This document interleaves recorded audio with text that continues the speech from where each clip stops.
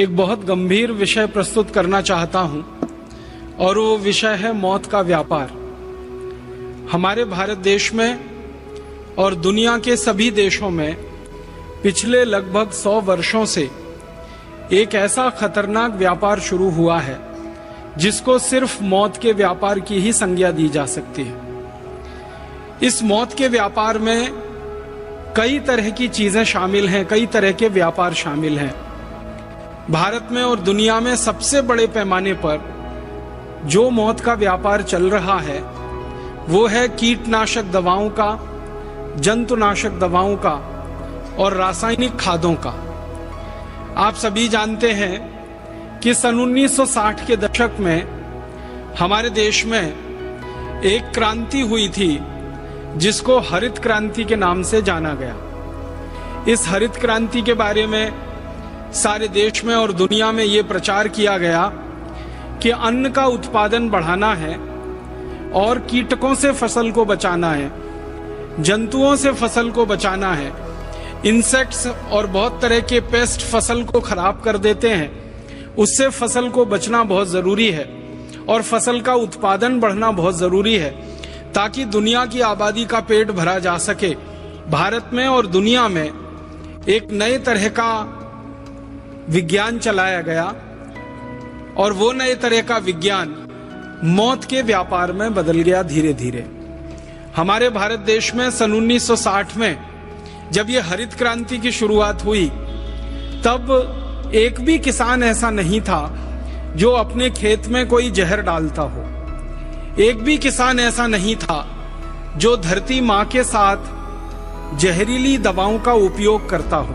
और हमारे किसान धरती को माँ मानते हैं, तो माँ की धमनियों में, माँ की शिराओं में जहर नहीं घोल सकते, मिट्टी में जहर नहीं डाल सकते। इसलिए हमारे किसान कभी भी खेत की मिट्टी में पेस्टिसाइड्स, इंसेक्टिसाइड्स, हर्बिसाइड्स, फंगीसाइड्स आदि आदि कभी नहीं डालते थे और ना हमारे देश की मिट्टी में यूरिया, डीएपी डाला जाता था। लेकिन 1960 में कृषि क्रांति के नाम पर, हरित क्रांति के नाम पर किसानों से कहा गया कि अगर खेत में आप ये नहीं डालोगे, यूरिया, डीएपी का खाद नहीं डालोगे, फर्टिलाइजर नहीं डालोगे और ये कीटनाशक और जंतुनाशक दवाएं नहीं डालोगे तो खेती सारी चौपट हो जाएगी, अन्न कुछ पैदा नहीं होगा, सारा देश भूखा मरेगा और किसानों को भी भूखा मरना पड़ेगा। लिहाजा धीरे धीरे किसानों को पहले मुफ्त में दी गई, किसानों ने उसको मुफ्त में डालना शुरू किया। धीरे धीरे मिट्टी को उसकी आदत पड़ गई, फिर खरीद के डालना उसको शुरू किया और अब होते होते इस देश में लाखों मीट्रिक टन में जहरीली खादें और कीटनाशक दवाएं खेतों में पड़ रहे हैं। हमारी भारत सरकार के आंकड़ों के अनुसार एक वर्ष में करीब खेतों में 1,90,00,000 मीट्रिक टन रासायनिक खाद डाल दिया जाता है। यूरिया के नाम पर, डीएपी के नाम पर, सिंगल सुपर फॉस्फेट के नाम पर, अनेक तरह की रासायनिक खादों के नाम पर 1,90,00,000 मीट्रिक टन जहर हर साल खेतों में डाल दिया जाता है। अब इन जहरीली रासायनिक खादों से जो पौधे बड़े होते हैं, इन पौधों पर तरह तरह के कीट लगते हैं, तरह तरह के जंतु आते हैं, तरह तरह के इंसेक्ट और पेस्ट आते हैं, क्योंकि रासायनिक खादों को डालने के बाद पौधों का अपना जो ताकत होती है वो कम हो जाती है। तो पहले पौधों को यूरिया, डीएपी, सुपर फॉस्फेट डाल के कमजोर किया जाता है शारीरिक रूप से। फिर उन कमजोरी के कारण जो बीमारियां आ जाती हैं पेड़ पौधों पर, जो कीड़े मकोड़े लग जाते हैं, जो तरह तरह के जंतु आ जाते हैं, उनको मारने के लिए फिर 90,000 मीट्रिक टन और दूसरा जहर स्प्रे किया जाता है। पाउडर के फॉर्म में करीब 90,000 मीट्रिक टन जहर डाला जाता है। अनेक नामों से डाला जाता है। कोई लिंडेन नाम से डालता है, कोई क्लोरोपाइरिफॉस नाम से डालता है, कोई डाइक्रोमेट के नाम से डालता है, कोई मोनोक्रोटोफॉस के नाम से डालता है।